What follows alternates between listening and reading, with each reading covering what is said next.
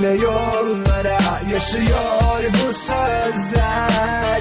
Anlat hadi onlara, ne diyor bu gözler? Çıktık yine yollara, yaşıyor bu sözler. Anlat hadi onlara, ne diyor bu gözler?